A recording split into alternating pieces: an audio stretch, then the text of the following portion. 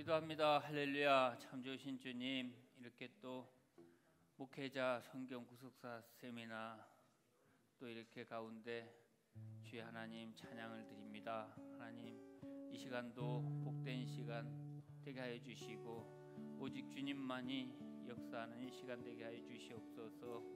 또 우리 모두에게 주님의 기름 부으심이 가득 채워지는 시간 되게 하여 주시옵소서. 예수님의 이름으로 감사드리며 기도드립니다. 하나님의 은혜로 찬양합니다.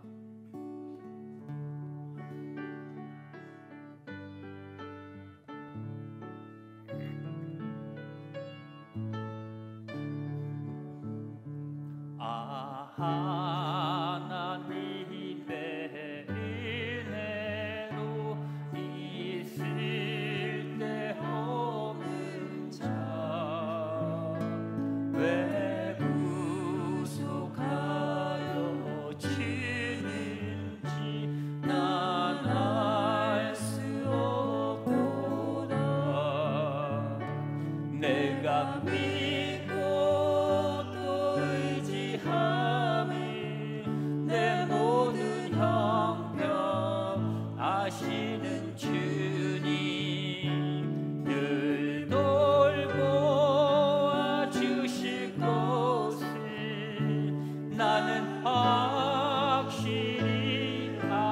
하나님의 은혜로 하나님의 은혜로 있을 때 없는 자 왜 구속하여 주는지 난 알 수 없도다. 내가 믿고 또 의지함은 내 모든 형편 아시는 주님 늘 돌보아 주실 것을 나는 확실히 아네. 왜 내게 굳센 믿음과 또 복음 주셔서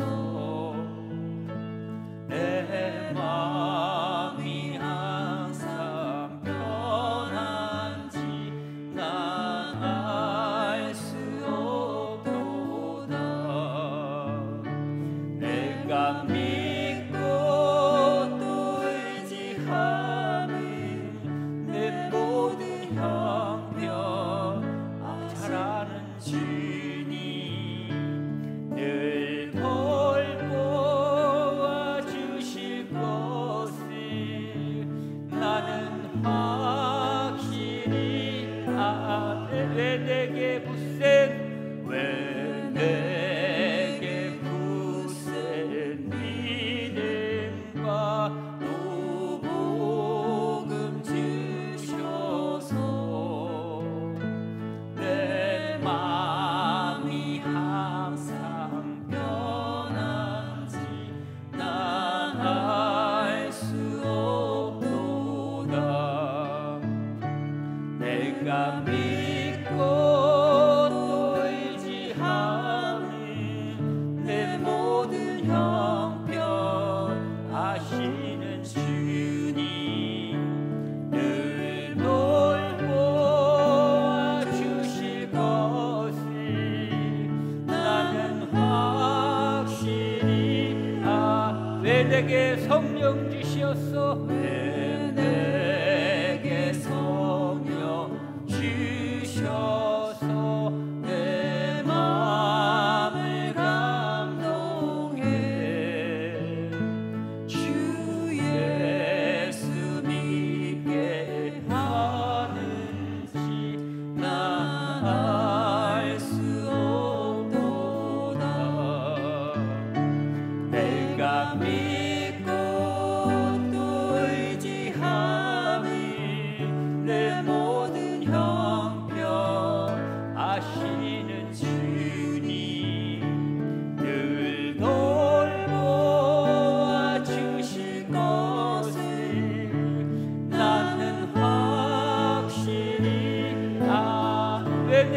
성령 주셔서 내게 성령 주셔서 내 마음을 감동해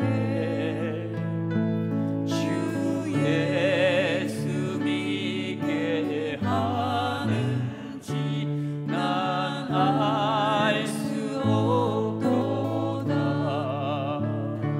내가 믿고 또 의지함이 내 모든 형편 잘 아는 주님 늘 돌보아 주실 것을 나는 확실히 아네. 주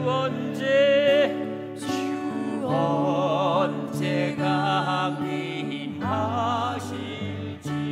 혹 밤에 혹 낮에 또 주님 만나 알고 또 난 알 수 없도다. 내가 믿고 또 의지함이 내 모든 형편 잘 아는 주님 늘 돌보아 주실 것을 나는 확실히 아네. 주 언제 강림하실지 주 언제 강림하실지 혹 밤에 혹 낮에 또 주님 만나 알고 또 난 알 수 없도다. 내가 믿고 또 의지함이 내 모든 형편 잘 아는 주님 늘 돌보아 주실 것을 나는 확실히 아네. 아멘. 아멘. 저만 하나님의 쓸데없는 자입니다. 다음 찬양은 내 영혼의 긁기 깊은 데서 412장, 통합은 469장입니다.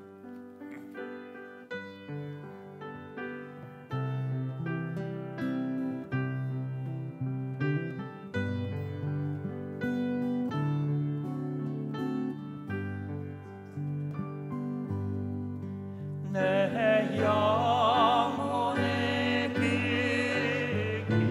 깊은 데서 맑은 가락이 훈련하네. 하늘 곡조가 언제나 흘러나와 내 영혼을 고이 싸네.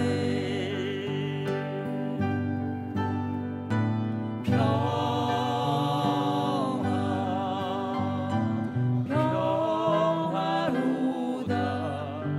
하늘 위에서 내려오네.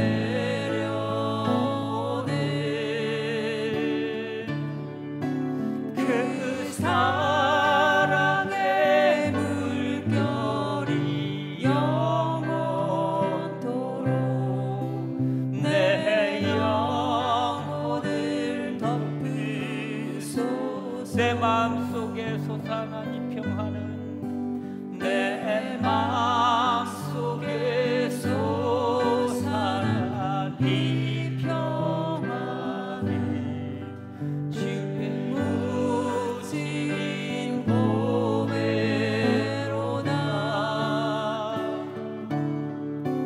나의 보화를 캐내어 가져갈 자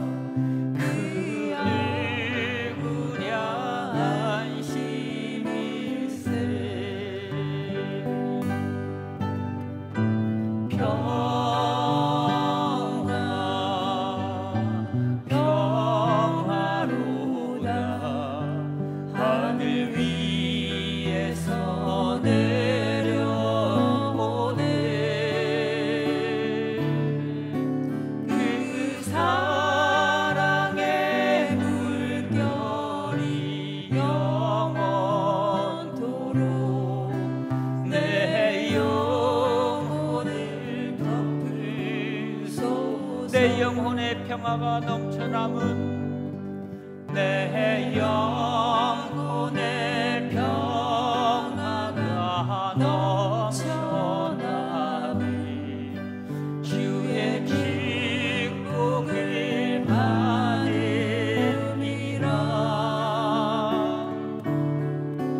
내가 주야로 주님과 함께 있어 내 영혼이 편히 쉬네.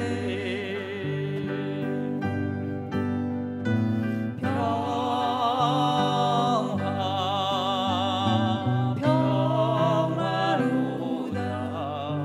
하늘 위에서 내려오네. 그 사랑의 물결이 영원토록 내 영혼을 덮으소서. 이 땅 위에 험한 길 가는 동안 이 땅 위에 험한 길 가는 동안 참된 평화가 어디 있나. 우리 모두 다 예수를 친구 삼아 참 평화를 누리겠네.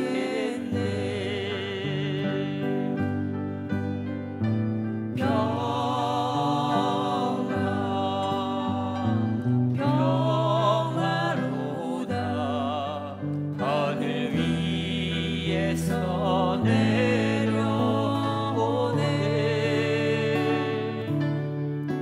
그 사랑의 물결이 영원토록 내 영혼을 덮으소서. 평화로다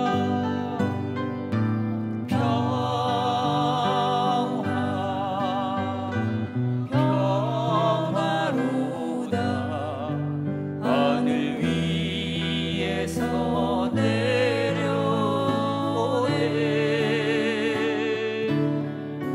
그 사랑의 물결이 영원토록 내 영혼을 덮으소서.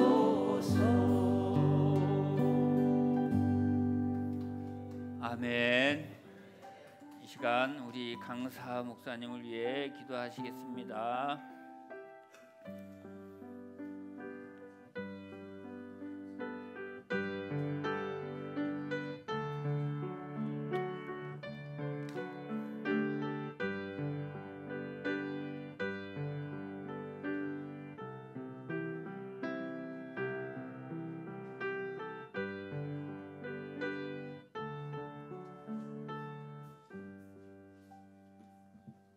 할렐루야. 우리 하나님께 영광의 박수 돌리겠습니다. 이번 성경 수화서 세미나의 주제는 하나님의 구속사적 경륜으로 본 잊어버렸던 만남입니다. 이 강의를 통해서 하나님의 크신 은혜가 우리에게 임할 줄로 믿습니다. 두 번째 강의를 위해서 기도해 주실 목사님을 소개해 올리도록 하겠습니다. 기도해 주실 목사님은 박대원 목사님이십니다. 여수 하늘빛 교회를 섬기고 있습니다. 기도해 주시겠습니다.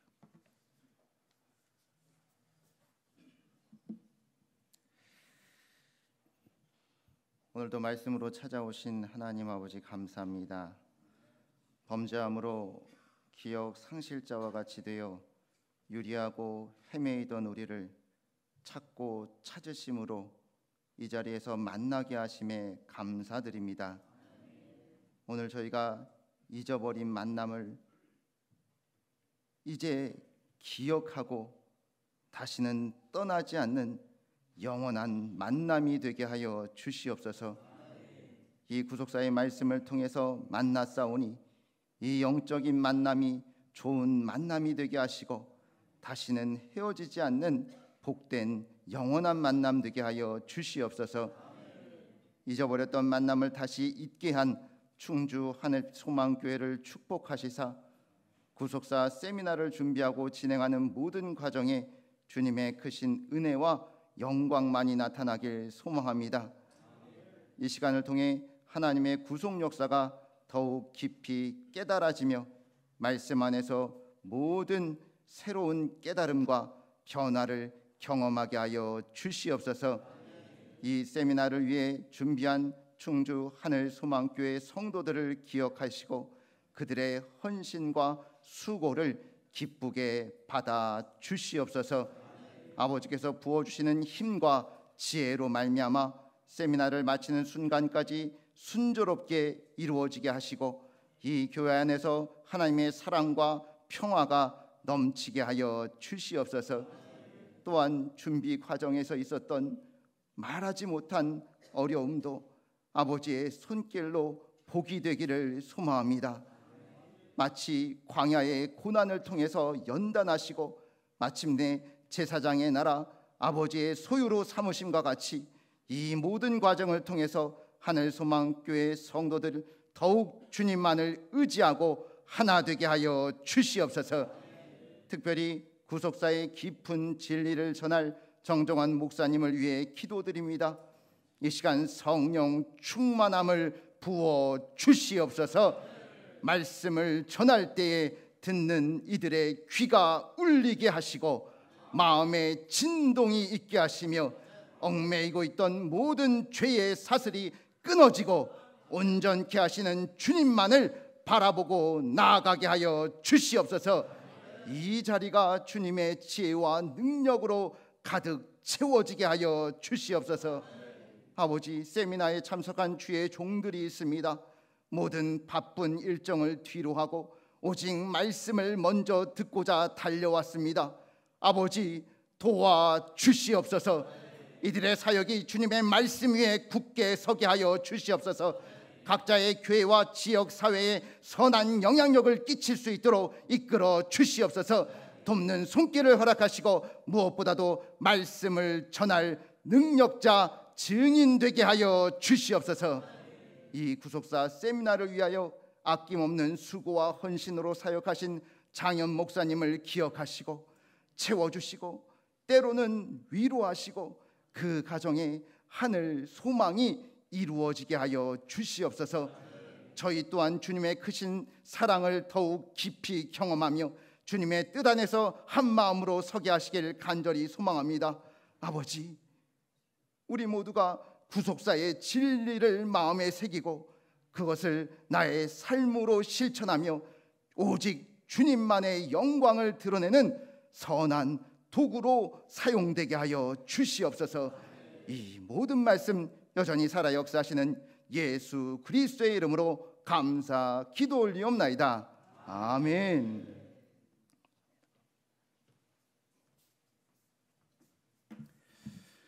감사합니다. 오늘 주실 생명 양식 함께 보도록 하겠습니다. 두 군데서 보겠습니다. 민수기 33장 1절과 2절 말씀과 고린도전서 10장 5절부터 12절의 말씀이 되겠습니다. 제2강 강의 안에 기록되어져 있으니까요. 이 시간 함께 합독을 하도록 하겠습니다. 먼저 민수기 33장 1절과 2절 말씀 봉독하겠습니다. 같이 보겠습니다. 시작. 이스라엘 자손이 모세와 아론의 관할하에 그 항오대로 애굽 땅에서 나오던 때의 노정이 이러하니라. 모세가 여호와의 명대로 그 노정을 따라 그 진행한 것을 기록하였으니 그 진행한 대로 그 노정은 이러하니라. 고린도전서 10장 5절부터 12절의 말씀 계속 보겠습니다. 시작. 그러나 저희의 다수를 하나님이 기뻐하지 아니하신 고로 저희가 광야에서 멸망을 받았느니라. 그런 일은 우리의 거울이 되어 우리로 하여금 저희가 악을 즐겨한 것 같이 즐겨하는 자가 되지 않게 하려 함이니 저희 중에 어떤 이들이 같이 너희는 우상 숭배하는 자가 되지 말라. 기록된 바 백성이 앉아서 먹고 마시며 일어나서 뛰논다 함과 같으니라. 저희 중에 어떤 이들이 가늠하다가 하루에 2만 3천 명이 죽었나니 우리는 저희와 같이 가늠하지 말자. 저희 중에 어떤 이들이 주를 시험하다가 뱀에게 멸망하였나니 우리는 저희와 같이 시험하지 말자. 저희 중에 어떤 이들이 원망하다가 멸망시키는 자에게 멸망하였나니 너희는 저희와 같이 원망하지 말라. 저희에게 당한 이런 일이 거울이 되고 또한 말세를 만난 우리의 경계로 기록하였느니라. 그런즉 선줄로 생각하는 자는 넘어질까 조심하라. 아멘. 이 시간 두 번째 강의를 해주실 강사 목사님을 소개해 올리도록 하겠습니다. 두 번째 강의를 해주실 목사님은 정정원 목사님이십니다. 한양대학교 경영학부를 졸업하시고 총신대학교 신학대학원 목회학 석사학위를 취득하시고 대한신학대학원 대학교에서 신학 박사학위를 받으셨습니다. 우리 정정원 목사님의 강의 스타일은 샤프하다는 것입니다. 오늘도 주시는 말씀을 통해서 큰 은혜 받으시길 바랍니다. 우리 강사 목사님 나오실 때 할렐루야 인사하겠습니다. 할렐루야. 할렐루야. 감사합니다.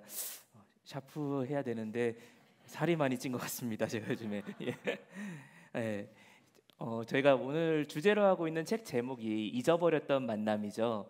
잊어버렸던 만남이라는 책에서 저희가 광야 노정 부분, 이스라엘 백성들이 광야를 지나서 가나안 땅을 향해 행진하는 부분을 조금 재밌게 그 영화에 나오는 제목을 하나 따서 이야기하자면 이제 만나러 갑니다라고 할 수 있을 것 같습니다.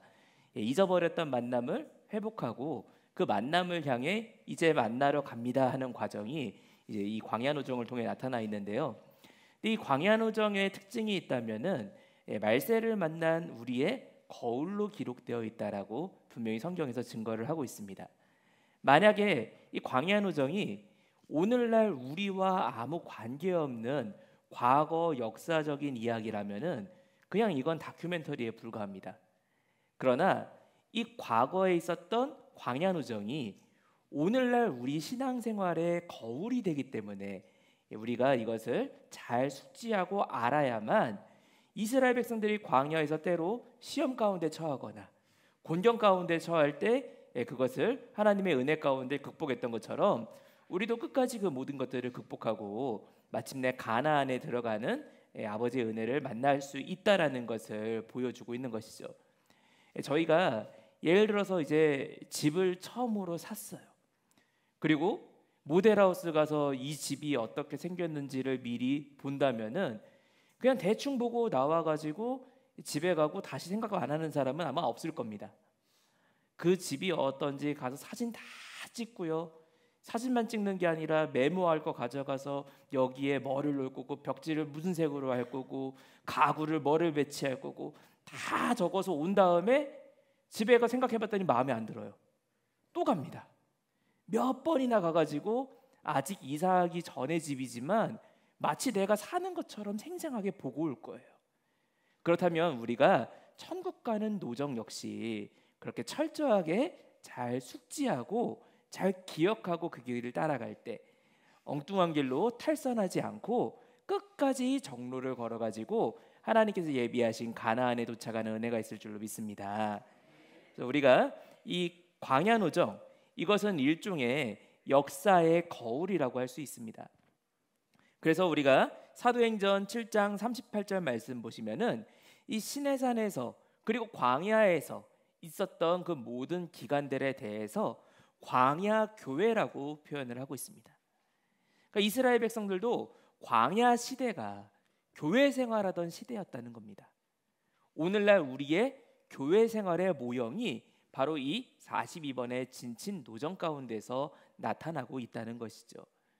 우리가 하나님께서 이 죄악된 애굽에서 끄집어내시고 또 우리 신앙에서 큰 강물을 건너가야 되는 큰 고비를 물을 가르게 하셔가지고 건너게 하시고 그 가운데 은혜로 먹이시고 입히시고 끝까지 책임지셔가지고 마침내 가나안에 도착하시게 천국으로 우리를 인도하신다는 사실을 믿으시기 바랍니다. 그래서 우리가 이 광야 노정에 나타나 있는 내용들을 우리가 빠르게 보려고 제가 준비를 했었는데 아까 식사하면서도 장현 목사님께서 자세하게 천천히 가도 된다고 말씀을 하셔서 저희가 적당한 시간에 너무 빠르지도 않고 너무 느리지도 않게 자세히 좀 볼 수 있도록 하도록 하겠습니다. 그래서 우리가 먼저 큰 첫 번째로 광야 노정 개관에 대해서 먼저 보시면요, 우리가 이 42번의 진친 노정들, 사실 이 진친 노정들 가운데 하나님의 구속사적인 경륜이 압축되어 있는 군데군데가 너무나 많이 있습니다. 만약에 이 각각의 진친 곳들이 그냥 지나가는 에피소드로 끝나는 거였다면은 성경에서 이렇게 많은 분량을 상세하게 기록하지 않았을 겁니다. 하지만 이 각각의 진친 곳은 이스라엘 백성들이 걸어가다가 지쳐가지고 혹은 경치가 좋아서 이쯤에서 한번 쉬어가자라고 진친 것이 아니라 전적으로 42번 모두 하나님께서 여기에서 쉬어라, 이제 움직여라, 또 이제 여기에 서라 명령하시면서 인도하시던 행렬이었습니다. 그러니 이것은 이스라엘 백성들의 과거 발자취를 쫓는 것이 아니라 하나님께서 이스라엘 백성을 인도하셨던 그 하나님의 행적을 쫓아가는 일이라고 할 수 있겠습니다. 그래서 42번의 진친 노정들을 저희가 이렇게 도표로 보면은 굉장히 복잡합니다. 그러나 이 복잡한 과정을 휘사원 박윤신 목사님께서는 총 5가지 노정으로 간단하게 압축하셔가지고 카테고리로 만드신 것을 우리가 이권 책을 통해서 만날 수가 있는데요. 이 각각의 5기까지의 이 카테고리들은 각각 과정 가운데 있는 중요한 특징들이 있고 그 과정에 압축하고 있는 하나님의 구속 경륜들이 들어 있습니다. 그래서 우리가 이 5가지를 하나씩 내용들을 살펴볼 텐데요.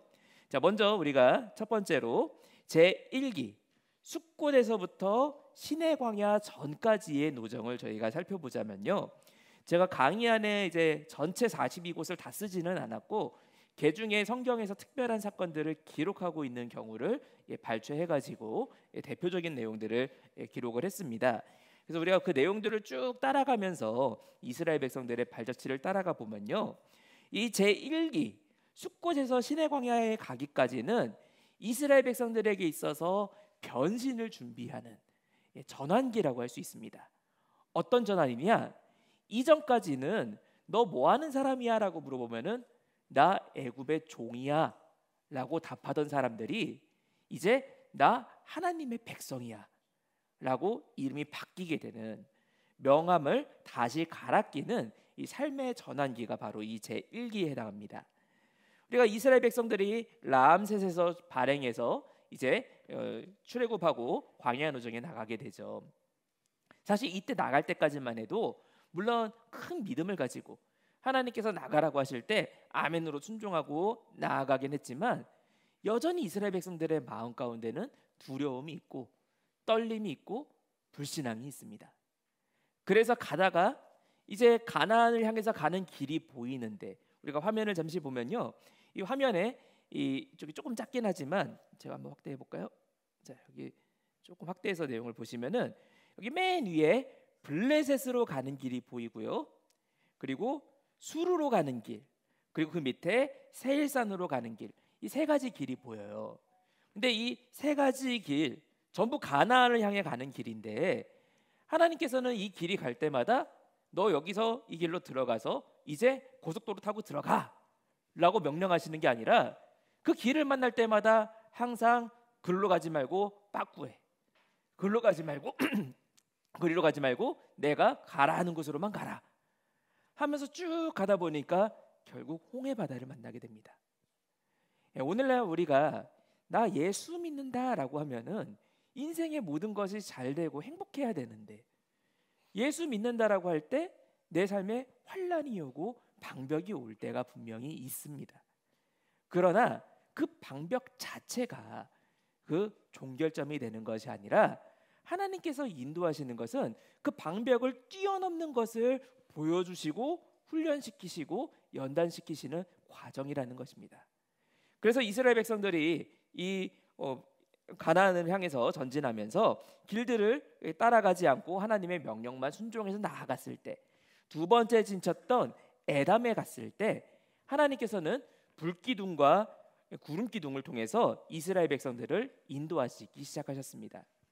여기 이 에담에 나오는 중요한 표현을 보시면은 다른 지명들은 전부 다 뭐 숫꽃, 믹도랍, 뭐 신의 광야 다 이름으로 불러요. 그런데 유독 이 에담에 대해서만 민수기 33장이나 또 출애굽기 13장 20절부터 22절이나 둘 다 앞에 광야 끝이라는 표현이 붙어 있습니다. 이 별 단어 아닌 것 같아서 넘어갈 수 있는데 사실 굉장히 중요한 표현입니다. 왜냐? 이 광야 끝이라는 말은 이스라엘 백성들이 이제 광야가 끝났구나 하는 곳이 아니라 광야의 경계선이라는 겁니다. 이제 이 에담에서 한 발짝 나가는 순간부터는 광야의 시작점이에요.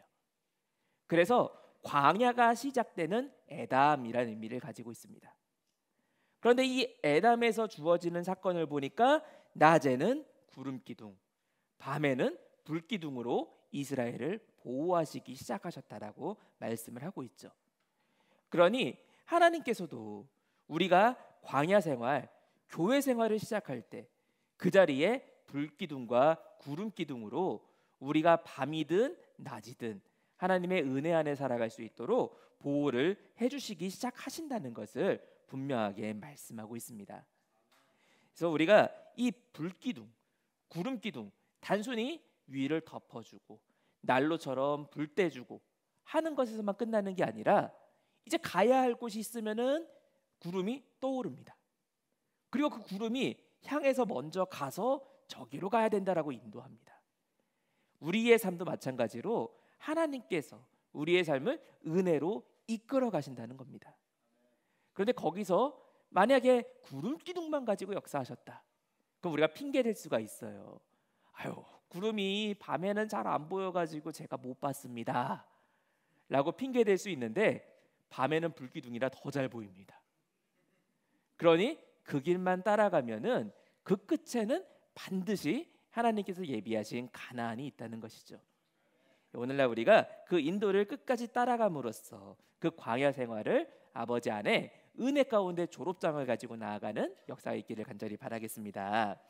우리가 이 에담 광야의 시작점이라고 했는데요. 그 에담을 지나가지고 이제 두 번째로 우리가 살펴볼 부분은 세 번째 진쳤던 믹돌 앞입니다. 이 믹돌 앞에 가서 이스라엘 백성들이 홍해를 건너가는 역사가 있었습니다. 이 홍해를 건너가는 거 사실 우리가 어렸을 때부터 만화 성경이나 그림이나 워낙 많이 기독교 영화 매체를 통해서도 다 살펴보다 보니까 잘 안다라고 생각하지만 사실 우리가 잘 모릅니다. 왜냐? 이 안에 그냥 바다가 갈라졌다는 것보다 그 속에 하나님께서 한 글자 한 글자 속에 새겨 넣으신 어마어마한 구속 경륜이 집약되어 있다는 것을 놓쳐서는 안 된다는 것이죠. 우리가 당장 이 날짜만 봐도 출애굽기 14장 27절부터 28절까지 이 홍해를 건너가는 과정에서 이스라엘 백성들에게 하나님께서 완전한 해방을 허락하신 날이 이 믹돌 앞에서 홍해를 건너가는 사건이었습니다. 이스라엘 백성들이 이 가나안을 향해 가면서도 마음속에 불안함이 있는 것은 저 애굽에서 이 시대 최고 국력을 갖고 있는 군대가 쫓아오면 어떡하나? 쫓아오면 우리가 칼도 없고 창도 없고 싸울 수 있는 힘도 없는데 우리가 저들과 어떻게 싸우나? 라는 근심과 걱정 가운데 그저 터벅터벅 걸어갑니다. 그리고 하나님께서는 그렇게 가면서 지름길로 하루라도 빨리 가나안을 향해 가고 싶은데 그때마다 다른 길로 가라, 다른 길로 가라, 돌아가는 길을 가게 하십니다. 그러니 이스라엘 백성들 마음 가운데 초조하고 마음이 아주 급한데 근데 그때 애굽 군대가 쫓아오는 것을 보니 이 백성들 마음 가운데 심지어 원망이 나오고 하나님께 도전하는 말들을 내뱉습니다. 이렇게 우리가 창칼로 죽을 거면 뭐하러 애굽에서 나오겠냐고 자기도 모르게 원망하는 말들이 다 토해져 나오는데 하나님께서는 그런 이스라엘 백성들에게 도리어 은혜를 주셔가지고 바다를 가르시고 그 가운데를 지나게 하실 뿐만 아니라 그 가운데로 쫓아 들어오는 애국 군대를 확 다 수장시켜 버렸습니다. 그 성경 묘사를 볼 때 이 성경에서 분명히 한 사람도 남지 않고 애굽의 모든 군대를 멸절시켰다라고 말씀하고 있죠. 우리가 이 출애굽에 대해서 제가 오늘 시간 관계상 전체를 다 정리하지는 않았지만 우리가 출애굽에 대해서 이 보수적인 신학자들과 자유주의 신학자들의 그 대립이 한 가지 있다면은 연대를 언제로 볼 것이냐라는 문제입니다. 그래서 전기연대설로 보게 되면은 우리가 성경적인 연대로 계산할 수 있는 주전 1446년에 이스라엘 백성들이 출애굽에서 광야 이 홍해를 건너간 것으로 이렇게 볼 수가 있는데요. 반면에 이것을 자유주의 신학자들이 이야기하는 후기연대설로 보게 되면은 주전 12세기경에 있었던 사건이 되게 됩니다. 그리고 이때의 파라오는 람세스 2세, 우리가 잘 알고 있는 그 람세스 2세라는 파라오죠. 그리고 이 자유주의 신학자들이 주장하는 것도 일리가 있어 보여요. 왜냐하면 이스라엘 백성들이 출애굽하기 전에 거했던 애굽의 도시 이름이 라암셋이죠. 라암셋인데 영어로 보면은 람세스라고 돼 있어요. 이 라암셋을 우리가 한국어로 읽은 거고 영어로 보면 람세스입니다. 그러면 람세스라는 그 도시는 당연히 람세스 가문이 이 애굽을 다스리고 있을 때 만들 수 있는 마을이지. 아니 이 당시 주전 14세기 상에서는 이 람셋이라는 지명을 짓는 것이 불가능했거든요. 심지어 당시 람세스 가문은 애굽의 뭐 중심을 차지하고 있거나 그런 게 아니라 애굽에서 이방인 가문이었거든요. 그러니 어떻게 이방인 가문의 이름으로 도시 지명을 지을 수 있느냐? 분명히 이거는 람세스 때 이야기다라고 주장을 합니다. 그러나 결정적인 문제점이 하나 있어요. 람세스 2세가 너무 오래 살았습니다. 얼마나 오래 살았는지 람세스 2세의 공식적인 자녀의 수가 80명이 넘어요. 근데 그 80명이 넘는 자녀들 중에 절반 이상이 람세스보다 먼저 죽었어요. 람세스가 거의 90세 가까운 나이를 살았거든요. 그러면 람세스라고 했을 때는 이 홍해가 갈라지고 람세스의 군대가 거의 다 죽었지만 람세스는 살아서 돌아가고 그 뒤로도 애를 더 많이 낳고 정복 전쟁 열심히 하고 여러 가지 업적을 세운 다음에 죽은 걸로 성경 그 역사가 기록하고 있어요. 그러나 이것은 성경의 묘사랑 분명히 다릅니다. 성경의 묘사와 다를 뿐만 아니라 하나님께서 우리가 애굽의 이 죄악된 애굽 세상에서 홍해를 건너 가지고 탈출할 때 죄의 영향이나 우리가 다시 타락할 수 있는 가능성을 남겨두시고서 우리를 끄집어내시는 것이 아니라 그 모든 것을 완전히 멸하고서 우리를 끄집어내시기 때문에 이것은 우리의 신앙으로 봐서도 인정할 수 없는 이야기입니다. 그렇다면 왜 람셋이란 지명이 나왔을까? 사실 이건 너무 간단한 이야기입니다. 제가 초등학생 때 가장 기억에 남는 우리나라 행사가 있다면은 대전 엑스포였습니다. 대전 엑스포 때 그때 저희가 대전을 가리켜서 대전이라고도 부르고 한밭이라고도 불렀습니다. 옛날 이름이 한밭이었죠. 근데 지금 학생들 청소년들한테 너 한밭이 어딘 줄 알아? 하면은 거기 어디예요? 한솥은 아는데 한밭은 몰라요 라고 아무도 몰라요. 그러니까 이 성경에서도 분명히 람셋이라는 지명은 본래 다른 지명이었고 그 이스라엘 백성들이 출애굽하던 당시에 모세가 기록할 때는 그 지명으로 기록이 되어 있었을 것입니다. 그러나 이스라엘 성경이 계속해서 필사되는 과정 가운데 서기관에게 이 성경 내용을 읽어주는데 적으면서 그 지명을 들으면은 거기가 어디야? 이스라엘 백성들이 어디 살았다는 거야? 아무도 이해를 못하니까 당시에 람세스 이후에도 계속해서 불리우던 람셋이란 지명으로 병기하다가 아마 람셋이란 지명으로 통일해가지고 성경에 기록된 것으로 보입니다. 그러니 성경에 있는 기록을 충실하게 그대로 반영하는 것은 그리고 이 출애굽에 나타나 있는 하나님의 신학적인 내용들을 정확하게 반영하는 것은 전기현대서를 통해 가지고 이 투투모세가 그 자리에서 이 홍해를 건너다가 사망한 것으로 보는 것이 성경적인 견해라는 것을 저희가 볼 수가 있습니다. 더더욱 놀라운 것은 이 홍해를 건넌 것이 그 급박한 과정 가운데서도 하나님의 절대적이고 정확한 시간표 가운데 진행이 되었다는 것입니다. 이 시선 박윤식 목사님께서는 이 42번 진친곳들을 그냥 지도 펼쳐놓고 이쯤이겠지 하고 점 찍어 두신 게 아니라 그 지역을 다 답사하시고 레이저 거리 측정기로 다 이렇게 재가면서 거기에 진짜 200만이 되는 이스라엘 백성들이 진을 칠 수 있는 곳인지, 그리고 그 자리에 사는 사람들이 그런 전승을 가지고 있는지를 면밀히 조사하시면서 만드신 지도예요.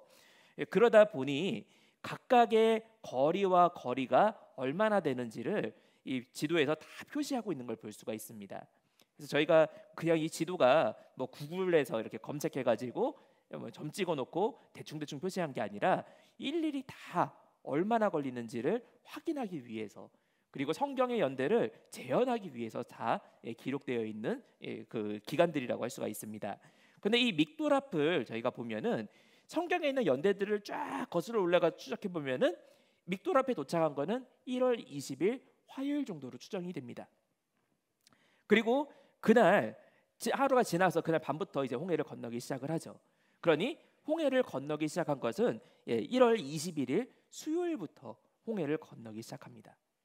그런데 참 놀라운 것은 이 1월 21일이 어떤 날이냐? 이스라엘이 절기를 지킬 때 무교절의 마지막 날이 1월 21일입니다. 여러분은 잘 알고 계시는 것처럼 유월절은 애굽에서 과거에 죄악되어 있던 이 세상에 소속되어 있던 내 모습을 벗어버리고 탈출하는 것을 가리키는 것이 유월절이고, 무교절은 이전에 있던 누룩된 내 생활들을 다 제거하고 하나님의 것으로 거듭나는 기간이 그 무교절이 되겠습니다. 그렇다면은 이 무교절의 마지막 날 홍해를 건너게 하시고 더 이상 쫓아오는 애국 군대를 멸절시키심으로써 하나님께서는 이스라엘 백성들을 새로운 신령한 산떡으로 새롭게 받으셨다는 것을 압축해서 보여주고 있는 것입니다. 우리가 더더욱 놀라운 거 한 가지 더 보면요, 여기 지금 이 홍해가 갈라지고 이 자리를 지난 다음에 출애굽기 14장에 나오는 표현을 자세히 보시면은 이스라엘 백성들이 땅을 질퍽질퍽하며 걸어갔더라라고 되어 있지 않고 마른 땅을 지나갔다라고 표현되어 있습니다. 그러니까 이 바다가 갈라지면은 땅이 젖어 있을 거 아니에요. 그건 질퍽질퍽하게 하는 게 아니라 바다가 갈라졌는데 그 땅은 깨끗하게 말라 있는 땅이에요. 성경에서 바다는 항상 거품이 있고 사망이 도사리고 있고 사람을 집어삼키는 사망의 공간으로 묘사가 됩니다. 그런데 그 바다가 갈라진 곳에 바다로 인해 질퍽질퍽한 땅이 있는 것이 아니라 한 번도 밟아본 적 없었던 깨끗한 마른 땅이 있었습니다. 오늘날도 하나님께서 사망의 역사를 가르시고 세상의 권세를 가르신 곳에 그 역사로 더럽혀진 곳이 있는 것이 아니라 하나님께서 예비하신 신령한 마른 땅이 있을 줄로 믿으시기 바랍니다. 이 마른 땅을 통해서 홍해를 건너간 다음에 이스라엘 백성들이 이제 마라에 도착하게 됩니다. 마라에 도착한 다음에 이 홍해를 건너갈 때 얼마나 말도 안 되는 역사를 경험했습니까? 그럼 이렇게 경험을 했으면은 철저하게 믿어도 아깝지가 않은데 당장 마라에서부터 원망이 시작이 됩니다. 하나님께서 우리를 물이 쓴 대로 인도하셔가지고 다 목말라 죽게 하셨다고 마라에서 물이 쓴 걸 가지고 모세를 대해 원망하고 모세를 택하신 하나님께 원망을 퍼부었습니다. 그때도 하나님은 길이 참으시고 모세를 통해서 한 나무를 물에 던지게 하셨습니다. 그리고 그 나무가 물에 던져졌을 때 물이 달아져서 먹을 수 있게 되었다라고 말씀하고 있죠. 여기 던져진 이 나무는 무슨 나무에 무슨 필터가 달려가지고 쓴물을 정화해주는 신기한 나무를 던진 것이 아니라 바로 예수 그리스도, 우리의 참 포도나무가 되시고 생명나무가 되시는 예수 그리스도를 가리킵니다. 예수 그리스도가 던져진 그 자리에, 예수님의 십자가가 떨어진 그 자리에는 생수만 넘쳐나고 그 물을 마실 때 영원한 해갈이 있다는 것을 보여주는 것입니다. 그렇게 물을 마시고 기쁨을 누렸음에도 또다시 원망이 신광야에서 시작이 됩니다. 그러니까 우리가 잘 까먹는 사람들 보고 금붕어라고 하잖아요. 이스라엘 백성들이 마치 금붕어처럼 금방금방 까먹는 겁니다. 근데 우리가 이스라엘 백성들 욕할 게 없는 게 우리도 그래요, 사실. 저도 저희 희선 박윤실 목사님께서 구선 시리즈 그 말씀을 처음에 이렇게 성경 말씀을 깨닫기 위해서 생명을 걸고 지리산에 올라가서 기도하셨던 기간이 있는데, 그 발자취를 쫓아 마음에 막 뜨거운 마음 가지고서 그 발자취를 따라서 그 기도처에 가서 기도해야지 막 출발합니다. 기도처 출발하면서 지리산 그 초입구에서 다리 풀고 발 풀고 이게 막 올라갈 때는 마음이 그렇게 경건할 수 없어요. 근데 딱 30분 지나면은 숨이 헐떡거리고, 아유 뭐 이렇게 올라가셔갖고 기도하셨냐, 그냥 이쯤에서 하시지 하고 마음에 별별 인간적인 생각이 다 올라옵니다. 근데 그게 1시간, 2시간까지는 그 생각이 올라오는데 3시간, 4시간 되면은 이제 그 생각도 다 포기해요. 도착만 했으면 좋겠다 하다가 이제 거기 올라갈 때쯤 돼서 한 5시간 좀 올라가고 나면은 다리 힘이 다 풀려가지고, 아버지 제가 그냥 거의 도착만 하게 하옵소서. 그리고 가서 기도하는 가운데 막 회개하고 다시 은혜 받고 내려오는 것을 여러 번 경험한 적이 있습니다. 사람인지라 우리가 하나님의 은혜를 받고도 금방 잊어버리고 또 다시 원망하고, 또 그때마다 하나님이 다시 은혜를 주시고 다시 회개하고, 이것이 반복되는 것입니다. 우리가 이 신광야에서 모습을 보니까 출애굽기 16장 1절부터 4절 말씀에 이 신광야에 이른 다음에 이스라엘 백성들이 이제 식량이 다 떨어졌습니다. 이제 그 애굽에서 나올 때 무교병을 준비해 가지고 막 먹으면서 나왔는데 이제 그것도 다 떨어진 거예요. 그래서 너네가 이 광야에서 우리를 또 굶어 죽게 하는구나. 모세에 대해서 또 아론에 대해서 원망하고 또 이야기를 합니다. 이때 하나님께서 이스라엘에게 양식으로 만나를 주셨죠. 우리가 출애굽기 16장 4절 말씀 보니까 때에 여호와께서 모세에게 이르시되 하늘에서 양식을 비같이 내려주시겠다라고 말씀하시는 걸 볼 수가 있습니다. 뭐 이 만나에 대해서는 저희가 여러 가지 설교나 강의를 통해서 많이 공부했으니까 오늘 만나 자체에 대해서는 살펴보지는 않고 다른 걸 저희가 좀 더 내용을 보려고 하는데요. 근데 하나님께서 이 만나를 주시면서 한 가지 좀 특이한 명령을 하신 것이 있다면은 이 출애굽기 16장 33절부터 34절까지 말씀 보시면은 단순히 이 만나를 먹는 것만 말씀하신 게 아니라 만나를 보관하라는 말씀도 하셨어요. 그래서 저희가 잘 아는 것처럼 언약궤 안에 만나 담은 항아리가 그 안에 안치되어 있었던 것을 말씀하고 있죠. 근데 성경을 조금 더 자세히 보시면은 언약궤 안에만 만나 담은 항아리를 놓은 것이 아니라 출애굽기 16장 33절에는 각자 집에도 만나를 보관해야 된다라고 말씀을 하고 있습니다. 하나님께서 이스라엘 백성들을 구원하신 그 증표가 되는 만나를 각자의 집에도 보관해야 되는 거예요. 근데 이 만나가 참 신기합니다. 유통기한이 제각각이에요. 그래서 이 만나를 그 만나가 내렸는데 월요일 날 내린 것을 화요일 날까지 안 먹고 가지고 있으면은 고약한 냄새를 내면서 썩습니다. 그런데 신기하게 금요일 날 내린 만나는 다음 날 안식일 날 가지고 있어도 썩지 않고 그대로 보존됩니다. 그렇다면 이 보관하는 만나는 어떠냐? 우리 각자의 집에 혹은 하나님의 언약궤에 보관하는 만나는 갖다 놓고 1년이 지나고 10년이 지나도 썩지 않고 그대로 보관이 됩니다. 그래서 하나님께서는 이 만나를 꼭 보관해 가지고 후에 자손들이 하나님께서 진짜 우리를 이스라엘 그 광야를 건너게 하셔갖고 가나안으로 인도하셨느냐 물어보면은 이것을 보여주면서 증거하라라고까지 명령을 하셨습니다. 근데 이 만나를 어마어마하게 보관하는 것도 아니고 딱 한 오멜, 뭐 기껏해야 뭐 2리터짜리로 갖다가 몇 통을 갖다가 여기 담는 정도 크지 않은 요만한 항아리 하나 정도 들어가는 그런 만나를 집에 보관할 것을 명령하셨죠. 그렇다면 이 명령을 이스라엘 백성들에게 왜 하셨고 또 언약궤 안에는 만나를 왜 보관하게 하셨느냐? 아마 어떤 사람들은 만나를 보관해야 되는데 내일도 만나가 내리고 모레도 만나가 내리고 그 다음에도 만나가 내리니까 아유 내일 하지 뭐, 아유 내일 모레 해도 돼, 아유 다음 주에 해도 돼, 한 달 뒤에 해도 돼.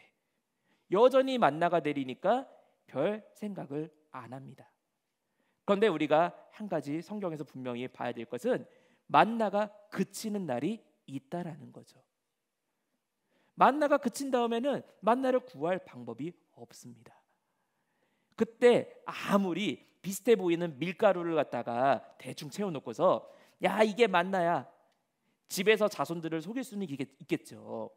그러나 언약궤 안에 만나의 원본이 보관되어 있기 때문에 원본과 대조하는 날에는 다 들통나고 맙니다. 이것은 단순히 만나만의 이야기가 아니라 오늘날 우리의 신앙생활 가운데 하나님의 말씀에 대한 이야기이기도 합니다. 우리가 오늘도 하나님의 말씀이 선포되고 수요일에는 수요 예배를 통해서 또 새벽 예배를 통해서 주일도 이번 주 다음 주 계속해서 말씀이 선포되니까 그 말씀들을 들을 때마다 마음 신비에 다음 주에 적어도 되지 뭐. 아유 그 다음 주까지 우리 주님 다시 오실까. 아유 그렇게 빨리 오시려나. 마음속에 자꾸 보관하는 걸 차일피일 미룹니다. 그런데 분명한 것은 끝이 있다라는 겁니다. 그리고 그 끝이 왔을 때 아버지의 하늘 천국에 있는 언약궤 속 만나와 우리 마음 신비에 새겨져 있는 만나가 같은지를 대조하시겠다라고 성경에서 분명히 우리에게 말씀하고 있는 것을 주목해야 한다는 것입니다. 아무쪼록 우리가 아버지께서 주시는 이 귀한 구속사의 만나 역시 우리 마음 항아리 속에 잘 보관하고 잘 간수하고 있다가 그것으로 많은 사람들과 나누고 아버지께서 우리를 천국에서 만나 주실 때 제가 그대로 가지고 왔습니다.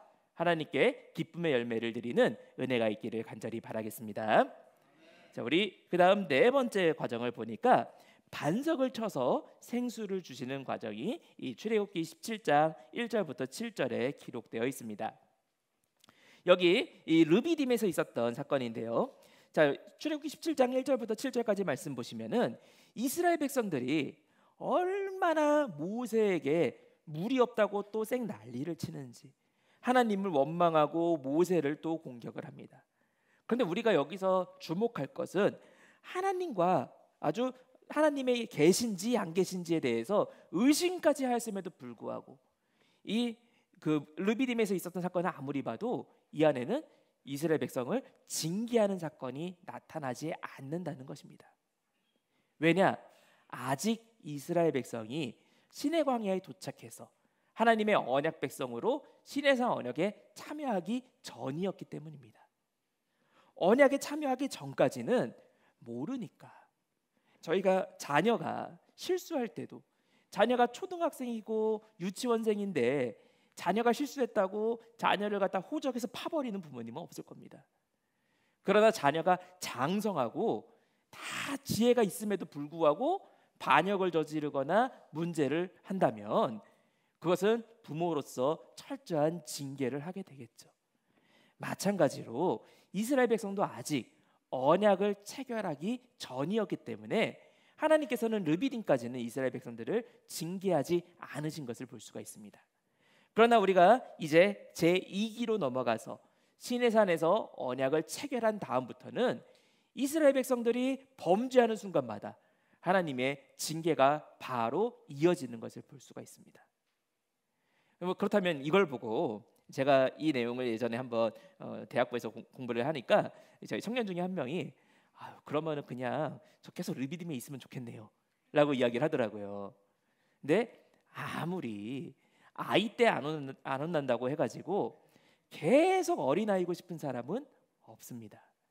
계속 어린아이면은 자신이 가지고 있는 꿈과 비전을 현실에서 열매 맺을 기회를 영원토록 박탈당하는 것이죠. 그러니 오늘날 우리는 이 르비딤까지의 교훈들을 마음에 새기는 가운데 우리가 이제 하나님의 신령한 언약 백성으로서 징계받는 자리로 가는 것이 아니라 하나님의 은혜 받는 자리만 쫓아가는 역사가 있어야 될 줄로 믿습니다. 이 르비딤에서 또 한 가지 사건이 있는데요. 아말렉과의 전투에서 승리하는 사건이었습니다. 이때 아말렉과의 전투 가운데서 이스라엘 백성들과 이제 전투가 그 아말렉과의 전투가 있게 되는데 모세가 손을 들면은 이스라엘이 이기고 모세의 손이 내려오면은 아말렉이 이깁니다. 이 전투의 승패를 가른 것은 모세의 손이었느냐? 그렇게 이야기하면은 모세가 손 들고 모든 전쟁 다 이겨야 됩니다. 그런데 절대 그렇지 않죠. 모세의 손이 들릴 때마다 이스라엘이 이기는 것은 모세의 손이 들 때 기도가 이루어지고 있기 때문입니다.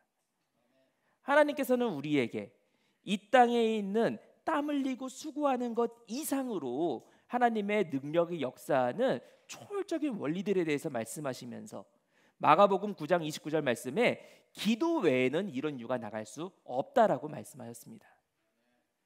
하나님께서 기도하는 순간마다 길을 열어주신다는 것을 보여주시기 위해서 모세가 손을 들고 기도할 때마다, 그리고 그 기도가 끊어지지 않도록 아론과 훌이 바치고 있을 때마다 이스라엘이 승리하게 하는 것을 보여주시고 그것을 교사로 삼으신 것입니다. 오늘날 우리도 기도의 손을 내린 채로 하나님 왜 내 삶에 승리가 없습니까? 묻는 것이 아니라 끝까지 기도의 손을 붙잡는 가운데 아버지가 주시는 승리를 만끽하는 은혜가 있어야 될 줄로 믿습니다. 그다음 우리 두 번째 제2기로 넘어가서요. 자, 제2기는 시내 광야에서 림마, 가데스라고도 하죠. 이 가데스 전까지의 과정을 제2기라고 할 수 있습니다. 이 제2기는 시내 광야에서 이스라엘 백성들이 이제 언약을 맺고 하나님의 언약 백성으로서 완전히 정체성이 바뀐 다음에 언약 백성으로서 첫걸음을 걸어가는 시기입니다. 이 시내 광야에서 하나님께서는 이스라엘에게 율법을 주셨고 언약을 체결해 주셨죠. 그래서 중요한 사건 세 가지를 정리해 봤는데 밑에 보면은 십계명과 세부 율법을 수여한 사건이 출애굽기 19장부터 24장까지 길게 기록이 되어 있고요. 그다음에 밑에 동그라미 2번 보니까 성막 식양을 보여주시고 그 보여주신 그대로 완공하게 하셨습니다. 이것이 출애굽 제2년 1월 1일에 있었던 날이죠. 그리고 광야에서 맞이했던 첫 유월절, 그전 유월절은 애굽에서 맞이했던 유월절이었고 이제 새 유월절을 맞이하는 사건이 여기 민수기 9장 1절부터 5절에 기록이 되어 있습니다. 그런데 이 한 가지 재밌는 것은 유월절 때 어떻게 제사를 드리고 어떻게 예배를 드리는지 레위기에 보면 상세하게 설명이 되어 있어요. 그런데 민수기 9장에 나와 있는 유월절 규례에서는 레위기에 적혀 있는 대로 제사장이 제사를 드리고 예배를 드리는 것이 아니라 마치 애굽에서 제사 드렸던 것처럼, 애굽에서 유월절 지켰던 것처럼 애굽 방식대로 유월절을 지킨 것을 기록하고 있어요. 아직 제사장이 뽑히기 전이었다는 겁니다. 그래서 이 민수기 9장에 나와 있는 광야 첫 유월절에 어떠한 하나님의 역사가 압축되어 있느냐, 이 2권에서부터 이미 그 휘선 박유신 목사님께서 그 내용을 암시해서 기록을 해주셨는데 아무도 몰랐어요. 근데 저희가 12권이 출간되면은 그 안에 어마어마한 일이 있었다는 것을 12권 통해서 만나게 되실 겁니다. 그래서 제가 영화를 할 때, 영화 같은 경우에도 그 감독들이 영화 반전이 있으면은 이 반전 몰래 막 공개하면은 소송을 걸고 문제를 삼습니다. 그래서 제가 여기서는 소송에 걸릴까봐 미리 스포일러하지는 못하고요. 광고만 열심히 드립니다. 그래서 이제 12권이 10월 24일 날 출간이 되게 되는데 꼭 나중에 구매하셔서 읽어보셔서 그 안에 이 유월절 때 얼마나 엄청난 사건이 있었는지를 보시면은 신앙적으로 어마어마한 유익이 되고 왜 이 사건이 예수 그리스도의 십자가랑 연결되는지가 명확하게 나타날 것입니다. 그래서 제가 여기는 이제 광고만 드리고요. 그다음에 우리 두 번째로 넘어가서 이제 불평과 불순종의 심판, 기브로 핫다와를 볼 수가 있는데요. 자, 시내 광야에서 이스라엘 백성들이 사실 모든 걸 다 준비했어요. 언약 백성으로 정체성도 바뀌었죠. 이제 그 안에 레위인과 제사장과 하나님께 예배드리는 제사법까지 다 훈련이 됐습니다. 그리고 이 안에서 이제 나팔을 이렇게 불면 전진하고 저렇게 불면은 멈추고 신호도 다 짰고요. 또 진 가는 순서와 배치도 전부 다 정리를 했습니다. 심지어 인원까지 다 세가지고 딱 출발을 하자마자 아직 진에 도착하기 전에 다베라에서 벌써부터 범죄가 시작이 됩니다. 그런데 이번에 한 가지 다른 것이 있다면은 이스라엘 백성들이 악한 말로 야 언제 도착하냐, 뭐하러 가냐, 왜 일로 가냐 중얼중얼 악한 말을 하니까 진 끝에 불을 내려가지고 진을 살라버렸다라고 말씀하고 있습니다.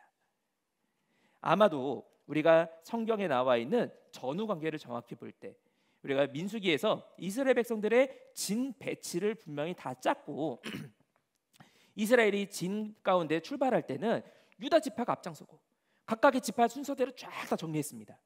그런데 진 뒤를 살랐다는 것은 자기 지파 자리를 벗어나가지고 진 뒤로 뒤쳐져서 마치 남일을 하는 것처럼 그냥 가기 싫어서 아주 막 억지로 끌려가는 모습들을 가리킵니다.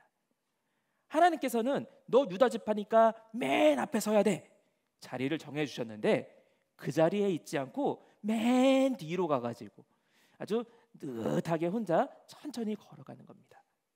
그리고 그 맨 뒤에는 이스라엘만 있었던 것이 아니라 진중에 섞여 사는 무리들이 있었습니다.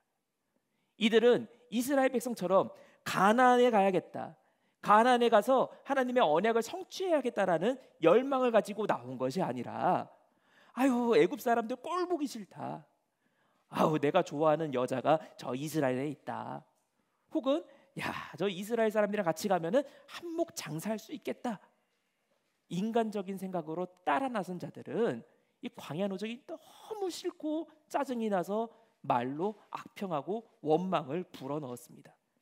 그런데 그런 말에 귀를 빌려주고 있던 이스라엘 백성들이 뒤에 처져 있다가 결국 불사름의 대상이 되고 말았다는 것입니다. 오늘날 우리는 하나님이 정해주신 자리에 끝까지 쫓아감으로써 우리가 그 자리에 불평의 자리에 서는 것이 아니라 순종의 자리에 서야 될 줄로 믿습니다. 그래서 마침내 이 기브로 핫다와에 도착했을 때 아니 바로 직전에 원망하던 사람들이 죽은 걸 봤으면 그런 일이 이제 없어야 되는데 이게 하나님의 역사라고 생각을 안 했던 것 같습니다. 그러니 그 자리에 가서 야 이게 왜 고기는 안 주냐, 맨날 왜 만나만 주냐, 또 엉뚱한 말로 원망을 퍼부으니까 그 자리에서 기브로 핫다와에서 또 탐욕의 무덤이라는 이름을 지을 만큼 그 자리에 원망하던 사람들이 죽임을 당했던 사건을 성경에서 기록을 하고 있죠.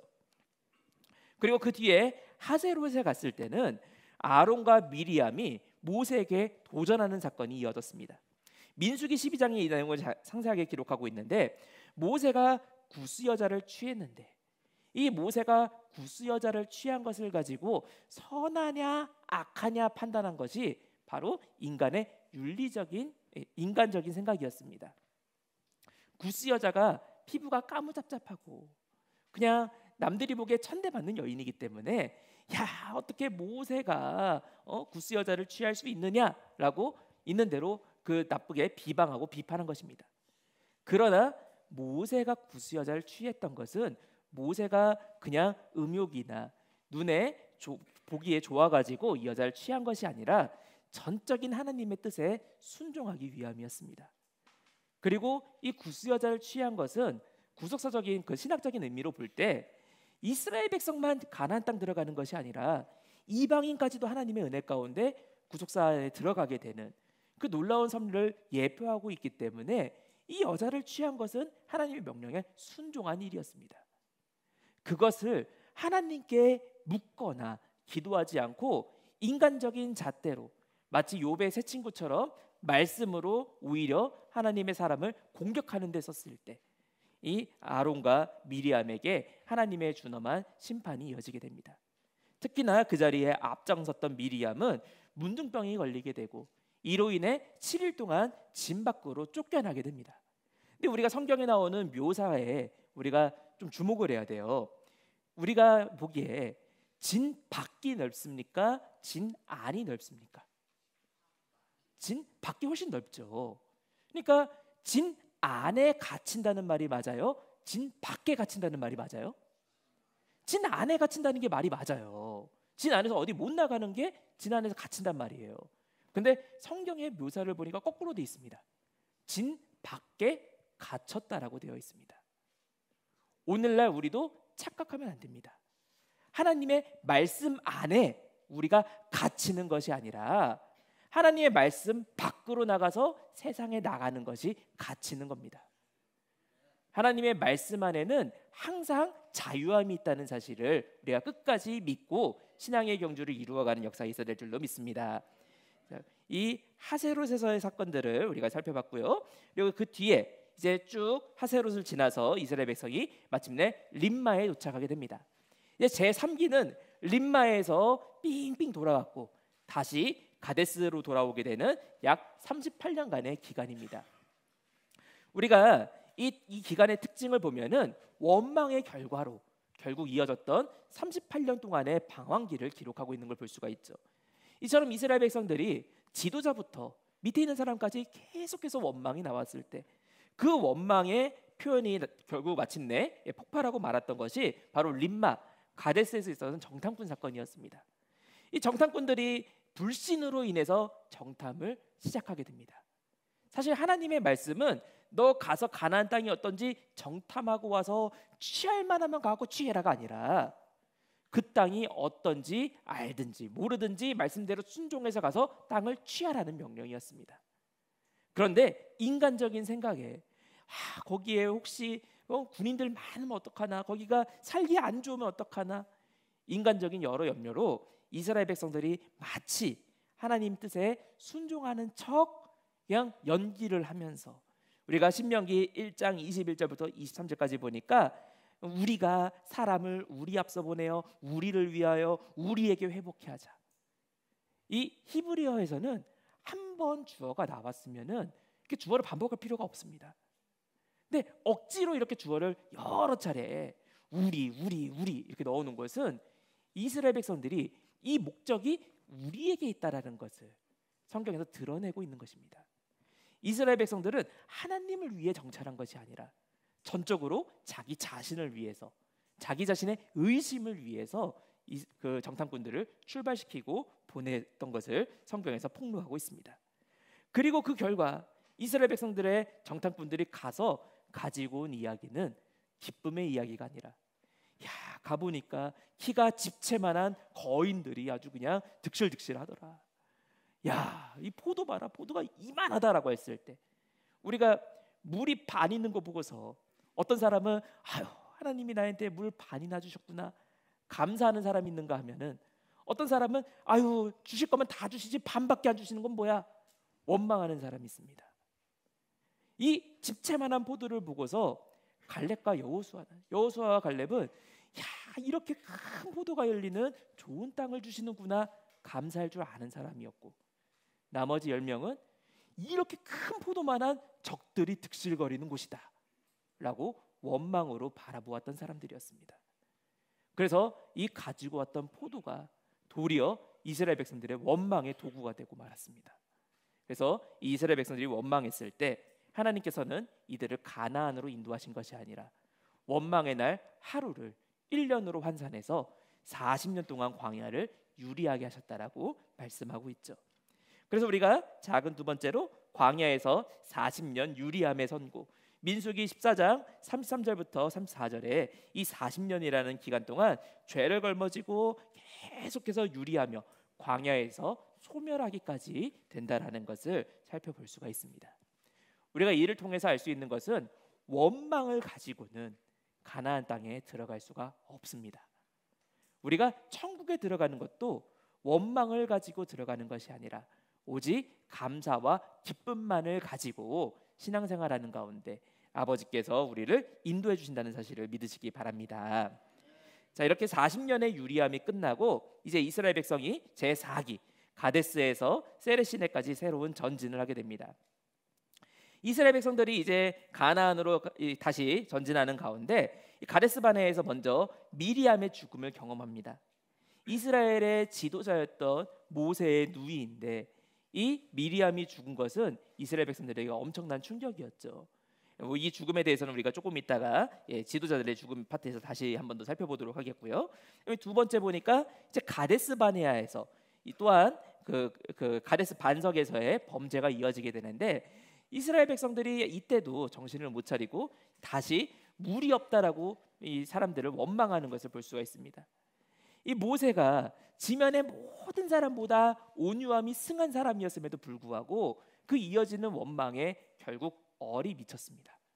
그래서 이 얼이 미친 가운데 하나님께서는 분명히 우리가 민수기 20장 8절 말씀에 그들의 목전에서 반석에게 명하여 물을 내라라고 명령하셨는데, 우리가 11절 말씀 보면은 이 모세가 화가 나가지고 패역한 너희여, 우리가 너희를 위해서 물을 내줄까라고 외치며 지팡이로 반석을 2번 때렸습니다.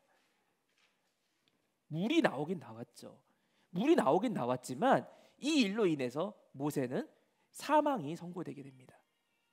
이 일이 우리가 인간적인 생각으로 볼 때는 하나님 어차피 물 주실 건데 때리든 말하든 그냥 주시면 되지 라고 생각할 수 있지만, 이 작은 사건에는 모세의 어마어마한 범죄가 들어있습니다.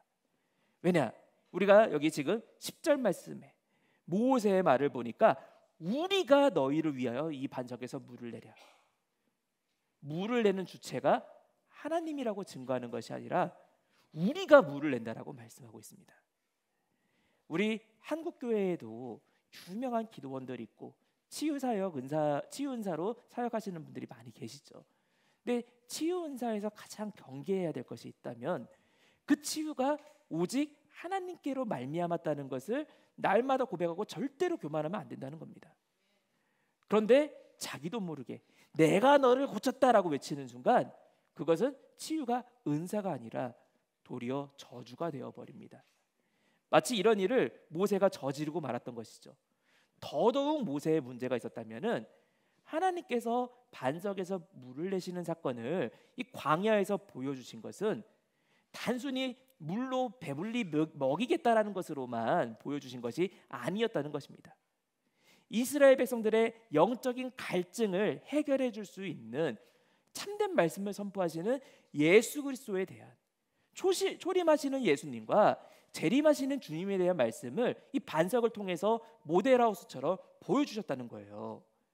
근데 초림하시는 예수님은 고난을 받으시고 십자가에 못 박히시고 피 흘리셨기 때문에 이 처음에 반석에서 물을 내는 사건에서는 분명히 하나님께서 이 반석에 대해서 2번 때려가지고 물을 내라라고 명령하셨고, 르비딤에서 그 말씀에 순종했을 때 물이 쏟아져 나왔습니다. 그건 아무런 문제가 없었습니다. 그런데 이번에 하나님께서 명령하신 것은 명하여 물을 내라. 왜냐하면 재림하시는 주님에게 다시 고난이 있어서는 안 되기 때문에 너 명해서 말씀으로 물을 내라라고 얘기를 하셨는데, 모세는 순간 너무 화가 나서 하나님 말씀 다 잊어버리고 이전에 자기가 물을 냈던 경험을 따라서 2번 있는 이과 때린 겁니다. 이것은 하나님의 구속사의 실향을 파괴하고 변질시키는 일이었기 때문에 모세에게 사망이 선고된 것입니다. 우리가 열왕기하 16장 10절 이하 말씀을 보면은 이스라엘의 극악한 왕이었던 아하스에 대해서 기록을 하고 있습니다. 이 아하스 왕의 범죄는 뭐냐? 하나님의 성전에 있는 기구들을 자기 마음대로 위치를 바꿔놨습니다. 교회의 강대상을 앞에서 뒤로 옮겨놓고, 교회에 있는 꽃을 이쪽 꽃을 저쪽으로 옮기고 저쪽 꽃을 저 뒤에 놓고 위치를 바꿔놓은 겁니다. 그런데 그것이 아하스의 극악한 범죄였습니다. 왜냐하면 성전은 단순히 하나님께서 건물로, 그리고 이쯤 있으면 이쁘겠다 해가지고 물건을 배치한 것이 아니라 하나님의 구원의 모습을, 하나님의 구속사를 눈으로 볼 수 있게끔 건물로 계시하신 은혜의 표징이었기 때문입니다. 그 표징을 마음대로 바꿨을 때, 우리가 히브리서 8장 5절 말씀 보시면은 히브리서 8장 5절 말씀에 이 땅에 있는 모든 규례 그리고 성전의 식양들, 그 모든 것들은 하늘에 있는 것의 모형이라고 하셨거든요. 하늘에 있는 모형에는 변함이 없는데 땅에 그 하늘의 모형을 볼 수 있도록 주신 표징을 바꾸어 버린 것이 어마어마한 범죄였던 것입니다. 제가 그 대학부를 맡고 있는데, 사실 대학부에서 이렇게 설교하기 제일 어려운 주제 중에 하나가, 주제들이 있다면은 연애, 성, 그리고 헌금, 11조, 이런 문제들이 참 설교하기가 쉽지가 않습니다.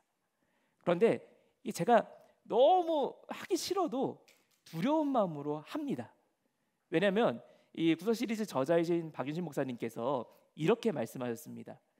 11조는 분명히 성경 말씀 볼 때 하나님이 하늘 문을 열고, 말라기 4장에 나오잖아요. 하늘 문을 열고 복을 주신다라고 약속하시며 너 나 시험해 봐라라고까지 말씀하신 건데, 만약에 교역자가 목사나 전도사가 내가 불편해 가지고 그 설교를 하지 않는다면은 성도가 받을 복을 바꾸고 식양을 변질시키듯이 변질시켜 버리고 그것을 성도에게 복 받는 길을 차단시키는 악한 일이라고까지 표현을 하셨습니다.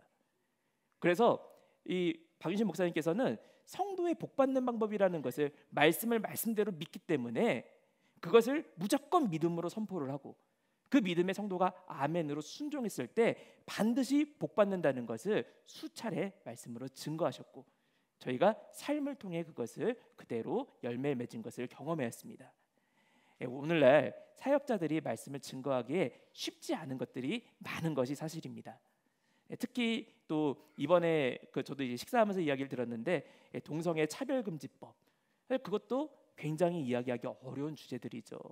하지만 그런 이야기들에 저희가 입을 닫고 침묵하는 것이 아니라 하나님의 말씀대로 증거하고 성도들이 말씀대로 아멘할 때 나머지 모든 일들은 하나님께서 믿는 대로 행해 주시는 역사가 있을 줄로 믿으시기 바랍니다.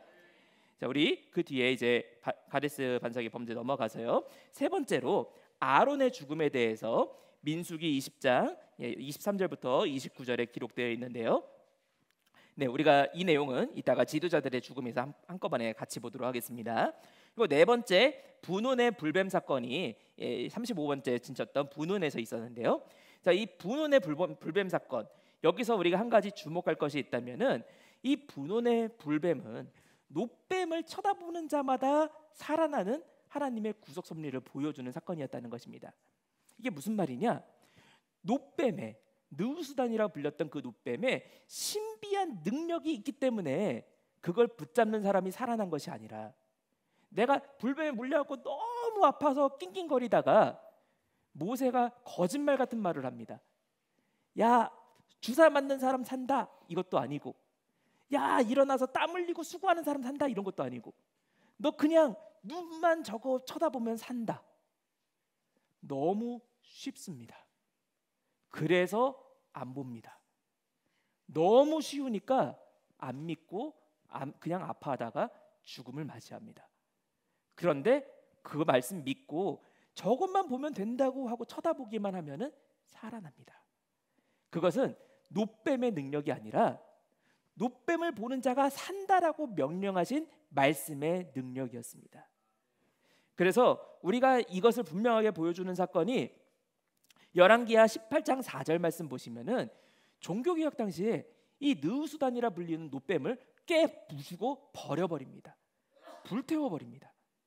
만약에 이 느우수단이 진짜 능력이 있는 거라면, 느우수단을 붙잡는 자가 사는 거라면, 그럼 이 느우수단을 절대 파괴하면 안 되고 오히려 보존해서 지금까지 남겨놔야죠. 그런데 이것을 없애버린 것은 말씀이 우리를 살리는 건데, 말씀이 아닌 엉뚱한 노뱀만 바라보고 있으니까 이것까지도 철폐해 버린 것을 볼 수가 있습니다.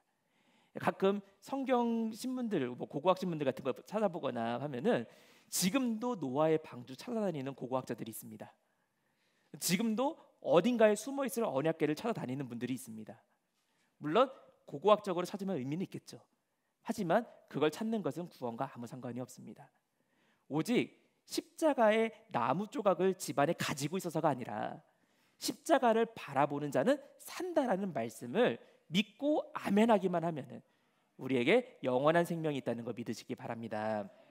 자, 우리가 이제 분원 과정을 넘어가서요. 마지막 다섯 번째 내용을 보니까 이 네 번째 4기의 마지막 다섯 번째 1차 계수된 자들이 이제 다 죽음을 맞이합니다.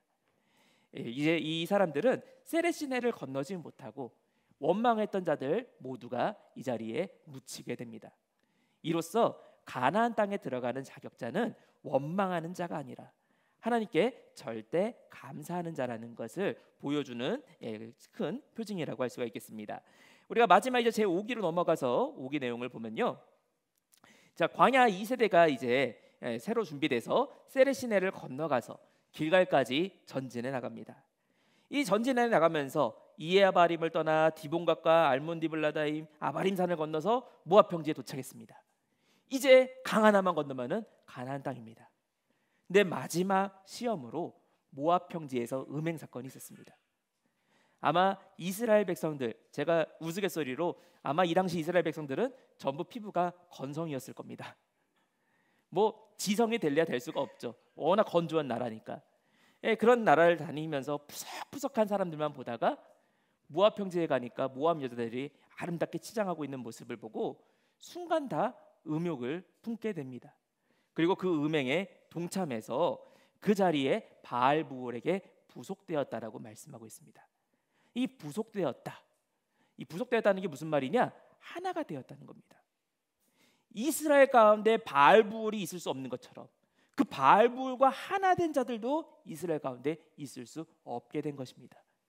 그래서 24,000명이나 되는 사람이 연병으로 죽는 엄청난 사건이 일어나게 됩니다. 그리고 그 모든 사건이 끝난 다음에서야 2차 군대 개수가 이루어집니다. 이것은 이 음행 사건에 넘어가지 않고 성별되게 자신을 지켰던 자들을 개수하시고 그 개수하신 자들을 통해서 이제 가나안에 입성시키는 역사가 진행되고 있음을 보여줍니다. 그리고 그 뒤에 세 번째로 모세가 약속의 땅을 이 모압 평지에서 자기 홀로 비스가 봉우리까지 건너온 다음에 이 성경에 보면은 아바림산이라고도 하고 느보산이라고도 하고 비스가 봉우리라고도 하는데 오늘날 우리도 태백산맥이라고도 하고요. 거기에 설악산이라고도 하고 그 중에 대청봉이라고도 합니다. 마찬가지로 아바림은 산맥의 이름이고요. 그 중에 느보산은 산의 이름입니다. 그리고 봉우리 중에 비스가 봉우리에 올라가서 이 약속의 땅을 마지막으로 보고 요단을 건너지 못하고 모세는 죽게 됩니다. 이 내용이 신명기와 민수기 27장에 기록되어 있는 것을 볼 수가 있고요. 여기서도 모세의 죽음의 원인을 이 가데스 무리바물에서 범죄했던 것임을 드러내고 있습니다. 그리고 모압 평지에서 있었던 네 번째 사건으로 율법을 재강론하는 사건. 이제 모세는 가나안에 같이 들어가지 못하기 때문에 마지막으로 모든 이스라엘 백성들을 모아가지고 신명기에 나와 있는 세 편의 설교를 하게 됩니다. 그리고 이 세 편의 설교를 노래를 통해서 가르치고 또 우리가 신명기 31장 24절부터 26절 말씀 보면은 율법책의 그 모든 내용을 기록했다라고 말씀하고 있습니다. 노래는 누구든지 흥얼거리면서 불러서 금방 외울 수 있는 것들입니다. 그래서 저희가 구속사 노래들 보시면은 아시는 분들 많이 계시겠지만 뭐 열왕연대가 왕들의 이름들을 쫙 외우잖아요. 제가 신학교 시험 볼 때 열왕 순서를 맞추는 문제가 나왔었어요. 근데 일반적으로 되게 어려운 문제로 취급이 됩니다. 남유다 왕들이랑 북이스라엘 왕들 다 섞어놓은 다음에 순서대로 배열하라는데 저는 혼자 흥얼흥얼 노래 부르면서 그냥 얼른 답 써갖고 냈습니다. 노래로 부르면 금방 외우거든요. 근데 이거를 순서대로 이름 순서를 외우려면 보통 곤혹이 아닙니다. 그러니까 모세 역시 이 하나님 말씀을 이스라엘 백성들이 항상 외우고 그대로 살아갈 수 있도록 노래를 쓰고 또 책으로 보존해가지고 이스라엘에게 증거해 준 것입니다. 그리고 마지막 다섯 번째로 모세가 모압 평지 어딘가에서 죽음을 맞이하게 됩니다. 이 모세의 죽음에 대해서 유다서 1장 9절 말씀 보면은 천사장 미가엘과 이 마귀가 모세의 시체를 놓고 싸우는 장면이 나옵니다. 마귀는 모세의 시체에 대해서 야 모세가 믿지 못하고 무리바에서 분명히 범죄했으니까 이것은 모세는 내 소속이다. 모세는 지옥으로 가야 된다라고 외치는 겁니다. 그리고 미가엘은 거기서 모세가 분명히 불순종한 거 맞거든요. 그런데 미가엘이 억지를 부리는 것이 아니라 다만 하나님이 판단하시기를 원하노라라고 이야기합니다. 똑같은 이야기가 스가랴 3장에도 나옵니다. 대제사장 여호수아가 하나님 앞에 섰는데 옷이 시커멓고 지저분합니다. 그래서 사단이 참소하면서 자, 저 대제사장이라는 사람 옷 좀 보라고 저렇게 시커멓고 해가지고 하나님 어떻게 저 사람이 써먹냐고 비난할 때 하나님께서 말씀으로 수출 잎에 대어주실 때 옷이 깨끗해지고 새 역사를 감당하게 하십니다. 우리의 죄를 용서하는 것은 미가엘도 아니고 오직 하나님의 말씀의 능력인 줄로 믿습니다. 모세가 결국 사단의 소속이 되었느냐 하나님 품에 안겼느냐. 마태복음 17장 보면은 변화산에서 모세가 나타난 것을 볼 때, 모세가 나타나서 예수님과 구속사의 완성을 논의한 것을 볼 때 모세가 구원의 주인공이 되었던 것을 분명하게 증거하고 있는 걸 볼 수가 있죠. 오늘날 우리도 말씀에 붙어 있음으로써 마지막 때 아버지와 동행하는 은혜가 있어야 될 줄로 믿습니다. 자, 그럼 우리 두 번째 내용으로 내용을 전체 정리해 볼 텐데요. 큰 두 번째 내지로 광야 생활의 나눠짐, 감사와 원망에 대해서 보고서 저희가 내용을 마치자면요. 이 광야 생활은 감사와 원망 둘 중에 하나로 나누어집니다. 나는 중간 없습니다. 딱 둘 중 하나라는 겁니다. 우리가 첫 번째로 이 광야 노정에는 부족함이 절대로 없었습니다. 의식주에 있어서 우리가 시편 105편 40절부터 42절이나 신명기 8장 4절 말씀에 먹는 것에나 마시는 거에나 의복에나 심지어 발이 부르침까지도 부족함이 없었다라고 말씀하고 있습니다. 그러니 이스라엘 백성에게 원망할 것이 아무 건덕지가 없었다는 것이죠. 그래서 성경에서는 시편 78편 25절 말씀 볼 때 의식주에 있어서 부족함이 없었던 것을 권세 있는 자의 떡을 풍족하게 해주셨다라고 말씀하고 있습니다. 얼마나 풍족하게 해주셨느냐? 이스라엘 백성이 신광야에 도착한 것이 출애굽 원년 2월 15일이었고 이날이 이제 안식일이었기 때문에 우리가 다음 날인 16일 일요일부터 첫째 날부터 다시 첫 만나가 내리기 시작했습니다. 그리고 만나가 계속 내려가지고 6월절에 가나안에 도착한 다음에 주전 1406년 가나안에 입성한 다음에 6월절과 안식일을 지키고 그 다음 날에 만나가 그쳤다는 묘사를 볼 때 원래 안식일 날은 만나가 안 내리는 날이고 그 다음 날에도 만나가 안 내렸으니까 만나는 금요일까지 내린 겁니다. 그래서 이 금요일까지 기간을 계산해 보면은 총 2084주나 1, 2주도 아니고 2084주 동안 하나님이 끊임없이 만나를 주셨습니다. 그런데 이 가운데서 만나를 보관하지 않고 만나를 먹으면서 악평했던 사람들이 결국 가나안에 들어가지 못했다는 것이죠. 오늘날 우리도 하나님께서 우리에게 무엇을 먹을까 무엇을 마실까 근심 걱정할 거 없이 하나님께서 우리를 친히 먹이시고 입히시겠다라고 말씀하고 있습니다. 우리가 끝까지 이 말씀 믿고 나아갈 때 각 교회마다 또 그 교회 성도들마다 하나님께서 직접 친히 다스리시고 채우시는 은혜가 있을 줄로 믿습니다. 우리 두 번째로 하나님께서 안전을 지키셨습니다. 이 안전을 지키셨다. 단순히 구름 기둥과 불 기둥이 깜깜할 때, 환할 때, 추울 때 지키셨다로 생각하시면 안 됩니다. 구름 기둥이 있어서 뜨거울 때 뜨거운 태양을 피할 수가 있었고 그 춥고 아주 그 덜덜 떨리는 그 광야의 밤을 불 기둥이 있었기 때문에 이길 수 있었습니다. 근데 중요한 건 뭐냐? 이 더위와 추위가 왜 생겼냐? 하나님이 어거지로 주신 게 아니라 창세기 8장 22절 말씀 볼 때 사람의 범죄로 말미암은 물심판 이후부터 추위와 더위가 있었다라고 성경에서 말씀하고 있습니다. 다시 말해 이 불기둥과 구름기둥의 보호 이것이 필요할 만큼 뜨거움과 추위 이것은 원래부터 있었던 것이 아니라 우리 죄 때문에 있는 겁니다. 우리가 이 세상에 만나는 우리의 어려움들, 우리의 환난들, 그 하나님이 나를 시험하려고 어거지로 주시거나 저 사람 때문에 나에게 주어지는 것이 아니라 내 죄 때문에 나 때문에 이미 시작이 된 것입니다. 그런데 나 때문에 시작된 것임에도 불구하고 하나님은 은혜로 우리를 지키셨다는 것이죠.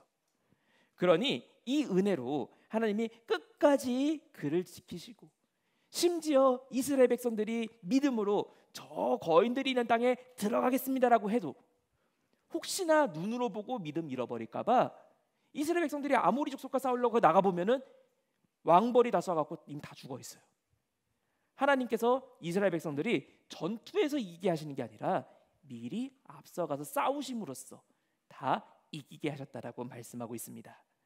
무엇보다 세 번째 내용을 보니까 하나님께서 이스라엘 중에 늘 함께 하시면서 하나님의 임재를 상징하는 언약궤가 어디로 가야 되는지 3일 길을 앞서 행하면서 길을 안내하고 또 이스라엘 백성이 거기 도착하면 그 정중앙에 있으면서 이스라엘 가운데 하나님이 그 자리에 계신 것을 보여주셨다는 것이죠.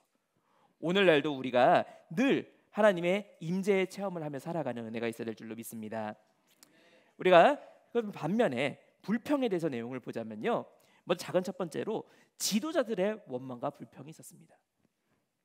이스라엘 백성들만이 문제가 아니라 지도자들부터가 이미 원망과 불평이 있었다는 거죠. 미리암은 아까 살펴봤던 것처럼 모세가 구스 여자를 취했다는 것에 대해서 비방하고 그 일에 앞장섬으로써 가데스에서 광야 생활 마치는 것을 1년 남겨놓고 안타까운 죽음을 맞이하게 됩니다.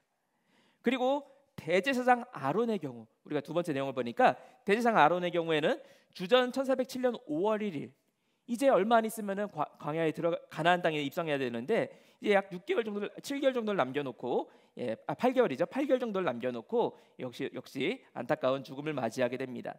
근데 여기 밑에 이 출애굽기 32장 22절부터 24절까지 말씀 보면은 이 아론의 거짓말이 얼마나 악한지가 드러납니다. 아론이 뭐라고 하느냐? 하나님의 선택한 언약 백성인데 이 백성의 악함을 당신이 아나이다. 다 자기 잘못은 하나도 없고 백성에게로 덮어씌웁니다. 그러면서 23절 말씀 보니까 그들이 내게 말하기를 우리를 위해서 우리를 인도할 신을 만들라 라고 하기에 내가 어쩔 수 없이 금이 있는 자는 좀 빼어내라 했더니 그들이 막 갖고 왔다. 실제로 아론이 했던 말은 금을 빼서 내게로 갖고 오라, 강력한 명령형이었습니다. 근데 마치 야, 금 좀 빼봐라 라고 툭 던지니까 자발적으로 갖고 온 것처럼 포장해서 이야기합니다. 그리고 24절 이하 말씀 보니까 하반절 말씀에 내가 불에 던졌더니 금송아지가 나왔다. 아론은 금송아지를 삭도로 새겼습니다. 금송아지의 모양을 자기가 직접 디자인해서 만든 겁니다. 그런데 여기서는 불에 던졌더니 튀어나왔다라고 거짓말을 하고 있습니다. 이런 거짓말의 결과로 아론이 죽음의 대상자가 된 것을 말씀하고 있죠. 그 마지막 모세조차도 이 가데스 무리바 반석에서의 범죄로 말미암아 하나님의 구속사의 그 식양을 파괴한 죄로 모세도 죽음이 선고된 것을 볼 수가 있죠.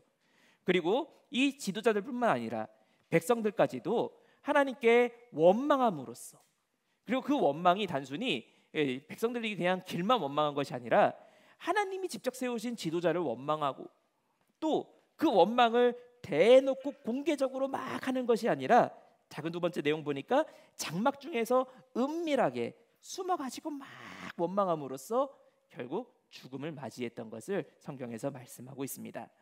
관련 구절들은 저희가 교재에 있으니까 교재를 참고하도록 하겠고요. 자, 마지막 우리가 이제 두 번째 내용으로 원망의 원인과 결과, 그리고 세 번째로 우리가 죽음까지 내용을 살펴볼 텐데요.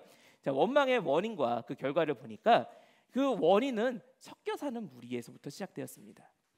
오늘날 믿는 사람이 생활에 구별이 필요한 것이 바로 여기에 있습니다. 섞여 사는 사람들의 영향을 받고, 섞여 사는 사람들이 고기 먹고 싶다고 하고, 섞여 사는 사람들이 여기에 머물자, 애굽으로 돌아가자 이야기하는 것에 어리 미쳐서 그 말을 따라했을 때 이스라엘 백성들에게도 이 원망이 옮겨가게 되고 결국 그대로 범죄하게 된 것을 볼 수가 있습니다. 한 가지 성경에 무서운 경고가 있다면은 마태복음 13장 25절부터 30절 말씀에 우리가 잘 알고 있는 가라지 비유가 있죠. 근데 이 가라지 비유 가운데 이 알곡과 가라지가 섞여 있는데 섞여 사는 무리가 바로 이 가라지 같은 존재들입니다. 이 가라지는 알곡으로 하여금 너 뭐 그렇게 살을 찌우려고 하냐, 그냥 있어도 된다, 그냥 알곡인 척하고 있으면 된다 이야기하는데 결국 이들의 마지막은 불태움입니다. 오늘날 우리는 이 알곡의 자리에 머물러 있어야 될 줄로 믿습니다. 그리고 마지막 이 결과를 보니까 죽음으로 마무리가 되었죠. 민수기 14장 28절부터 30절 말씀, 그리고 신명기 2장 14절 말씀에 광야 1세대가 안타깝게 다 멸절되고 만 것을 성경에서 엄격하게 경고하고 있습니다. 오늘날 우리는 이 광야 노정을, 우리가 지금 살고 있는 교회 생활을 영원한 생명으로 마무리해야 되는, 끝까지 감사로서 신령한 가나안에 들어가는 역사 있기를 간절히 바라겠습니다. 자, 결론을 맺자면요, 자, 결론적으로 광야 생활은 예수 그리스도로 말미암은 교회 생활의 모형이 됩니다. 하나님께서는 이 광야 생활을 하게 하신 것은 분명히 신명기 8장 16절 말씀에 우리에게 복을 주게 하시기 위해서 광야 노정으로 우리를 인도하셨다라고 말씀하고 있습니다. 우리가 이 광야 노정을 하는 것은 힘들게 천국 가게 하는 것이 아니라 이 땅에서도 복을 누리고 감사와 즐거움 가운데 마침내 천국에 입성하시게 하기 위한 하나님의 경륜인 줄로 믿습니다. 그렇다면 밑에 고린도전서 10장 5절부터 12절 오늘 본문 말씀이었죠.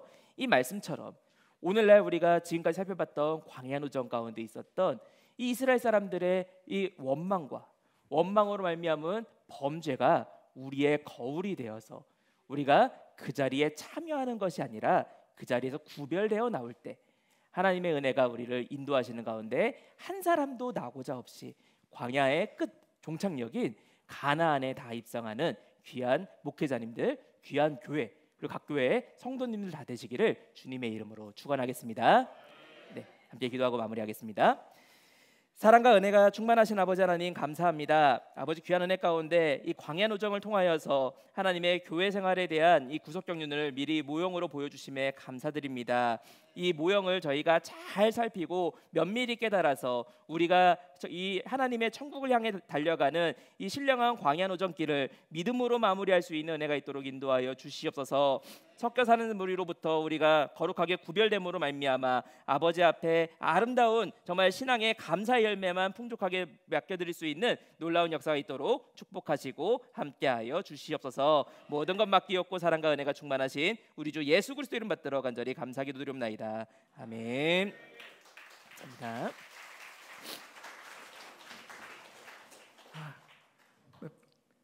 피곤하시지만 조실 틈이 없죠. 42번 진친 곳을 1시간 반 만에 돌파하려니까 보통 힘들겠습니까? 남들은 40년 걸렸는데 우리는 1시간 반 만에 하겠다는 게 하나님 은혜가 아니면 도저히 우리가 통과할 수가 없습니다. 근데 사실은 그 호렙산에서 가데스 바네아까지는 10하루면 갈 수가 있고 가데스 바네아에서 가나안 땅까지는 불과 3, 4일밖에 걸리지 않는, 전부 따져봐야 채 보름도 걸리지 않는 그곳을 40년 걸어갔다는 게 오늘 이 강의 아마 핵심 내용일 것입니다. 설명이 필요 없이 큰 교훈이 그 안에 담겨 있지 않나라고 생각을 합니다. 아까 광고를 들으면서 제가 구속사 시리즈 제12권 상권이 이번 10월 24일 날 출판 감사 예배가 있다고 말씀을 드렸는데 메모를 해놓고 빠뜨렸습니다. 그래서 그것 때문에 제가 올라왔는데 책 제목이 은혜 언약의 표징 제사와 율법책. 은혜 언약의 표징 제사와 율법책. 이미 원로 목사님께서는 10년 전에 소천하셨지만 소천하시기 전에 이미 책을 다 완성을 해놓고 가셨어요. 이제 단지 오래돼서 이제 연세가 많으신 분이다 보니까 표현이나 또 새로운 이제 설명 같은 게 필요해서 각주 같은 게 필요해서 우리 목사님들이 이제 그런 자료를 찾는 보완 작업을 좀 거쳤을 뿐이지 책은 12권을 다 완성해놓고 의교사를 떠나셨습니다. 그래서 원래 12권인데 이게 양이 많다 보니까 전부 14권으로 지금 쪼개졌지만은 이번에 12권 상이 나오고 언제가 될지 모르지만 가급적 빠른 시간 내에 12권 하도 아마 절기에 관한 걸 제가 알고 있는데 내겠다고 이제 이 당국에서 이렇게 이제 광고를 했으니까 그것도 기대하시면 좋을 것 같습니다. 그래서 우리가 무슨 율법을 또 공부해야 되느냐? 우리가 지금까지 공부해왔지만은 성막 안에 지금 우리의 신앙생활과 너무 밀접한 내용들이 들어있는 것 새롭게 발견한 것처럼 정말 우리의 상상을 뛰어넘는 그러한 놀라운 그 비밀들을 처음으로 공개되는 게 우리 박 목사님의 저서들입니다. 구속사 시리즈입니다. 12권 상하도 참 기대가 되고 저희들도 아직 열어보지 못했기 때문에 24일 날 즉시로 구입해서 저희도 부지런히 읽고 또 성도들한테 가르쳐야 되기 때문에 준비 가운데 있습니다. 기도 많이 해주시고 저도 구입되는 대로 여러분들에게 소개해드리도록 그렇게 하겠습니다. 그리고 바라기는 이제 모두가 3강까지 마저 하시면 좋겠는데 그 시간상 2강을 끝나고 가셔야 될 분들 사실 마음 같아서는 먼저 가시니까 준비한 선물을 안 드리려고 그랬는데 참하게 안 되겠더라고요. 그래서 선물 내용은 아직 발표는 못하고 그냥 가시는 분은 끝까지 남는 분과 똑같이 선물은 드립니다. 그러니까 나가시면서 명찰 반납하시고 받아가시면 되고, 남은 분들은 거기에 한 가지 더 큰 선물을 제가 포함해서 드리겠습니다. 그건 지금 얘기 못하고 남은 분들만 아시게 될 겁니다. 좀 바쁘셔도 스케줄 조정하셔서 끝까지 계시면 좋겠고, 할 수 없이 가셔야 되는 분은 밖에 준비해놨으니까 명찰 반납하시고 선물 받아가시면 되겠습니다. 감사합니다. 그리고 30분 당겼으니까 이제 2시 지금 7분 오버됐죠? 2시 반까지 같아요. 2시 반까지 하고 2시 45분에 찬양 시작하고 3시부터 마지막 3강 하도록 하겠습니다. 주님 가르쳐 주신 기도로 제2강 마치도록 하겠습니다. 하늘에 계신 우리 아버지여, 이름이 거룩히 여김을 받으시오며 나라의 임하옵시며 뜻이 하늘에서 이룬 것 같이 땅에서도 이루어지이다.